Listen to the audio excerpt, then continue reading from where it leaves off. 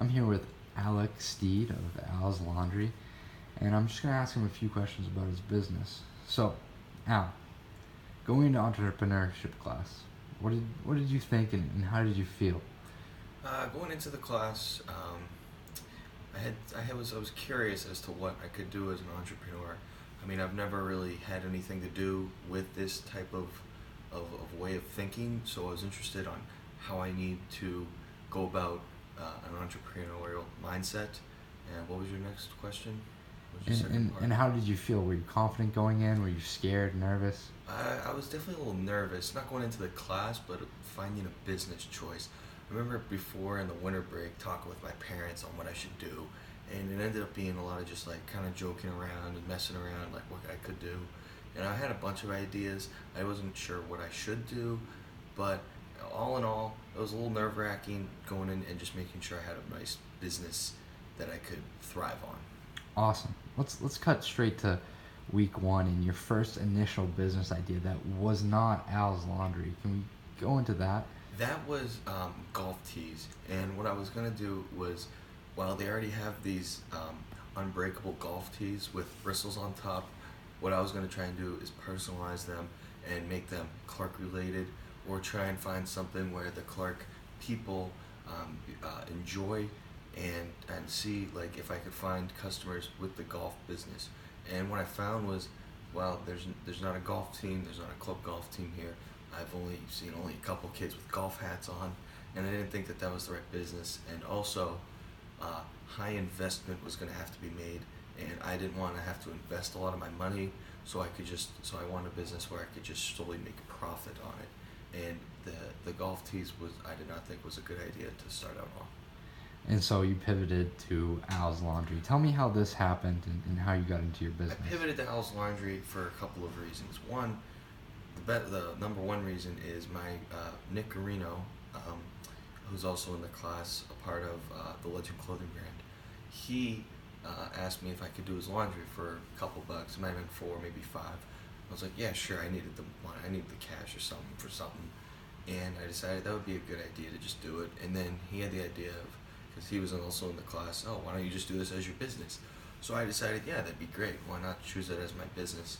And then another reason was, like I said before, was low investment cost for the business.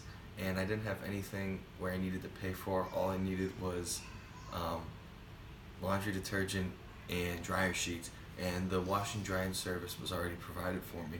So it wasn't too hard, and going from there, it was just making straight profit on the doing the people's laundry. Great. And let's go into kind of how Al's Laundry went over the course of the semester and your successes, your failures, maybe some results, how much money you made. Okay. Um, well, I'll start off with the failures first. Going into the laundry business was definitely different for me because I'm not one who even likes to do laundry.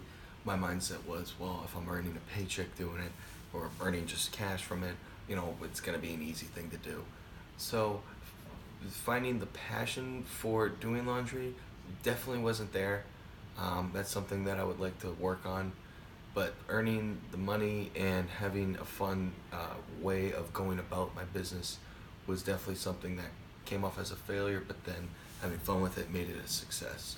A success in the business I had was my Instagram account where I thrived. I thought I gained about 90 followers, mostly Clark students, with the exception of some friends of mine and family who followed it. Um, the money I made, I think my biggest week was my last week for the grand finale, including my whole team. I earned had no investment that week and had a profit of $90. And all in all, I don't have the exact calculation, but I think I made somewhere around $250 to $300 with only investing $20. So I thought that was great. Um, just earning just money from the business, I thought that was a success. Great, awesome. And let's talk about more about your Al's Laundry Instagram account and how important that was for your success and maybe how it helped you profit more. So when we had the class, I was excited where our TA Cyan um, had a class solely on social media where I think she said she has an internship for social media marketing. And so I was really interested on hearing her aspects and contributions as to what it is to make a great social media account. And I thought the best way for me to run a laundry account was to make it as fun and personable as possible. I started off, had to follow a bunch of people, and I didn't get in, and then start hashtagging my posts. And what I would do is just find everyday posts and just make a caption about it. Post a picture of my friends next to a laundry machine and just make a nice caption about it. Or a picture of my friends at a night out in Worcester, Mass. Posting a picture about that, and just making everything fun with it was my main goal of my Instagram account. So what approach would you say you use? You know, whether the actionable, outrageous, if you remember those. No, yes, AIOU. I would say definitely outrageous was my approach towards um, the social media account, because I could make it just as crazy as I wanted. There was no limits as to what I could do. Um, Anything that just made it as outrageous and as fun as possible was I tried to get my followers' attention and have them have this wow factor of my posts, and not in a bad way, but in a good, clean, fun way. And that's where I went towards with that and the outrageous aspect of my account. Okay, we're closing in on 7 minutes, but let's just hear your final thoughts and maybe a little bit about your grand finale, how that went. Well, my grand finale went well. It all started off with my team, and I gave this a little rundown in my last video set. But when the opportunity arose where I could earn some money, profiting off my whole baseball team, that definitely got, not only I got more money, but I also got a lot of more followers out of it. I got some Instagram posts about it, and also the grand finale with the combination of the Legend Clothing brand and Clarky Snacks, running up a whole shindig in Maywood Suites, where we had one sophomore who lived in there, and he knew a lot of people, so they would come in around, and they could come see what we were into, what we liked. Not a lot of people were there's only 2 customers I had from the Maywood Suites. The other businesses had more, but I didn't expect a lot. But getting 2 customers was big for me.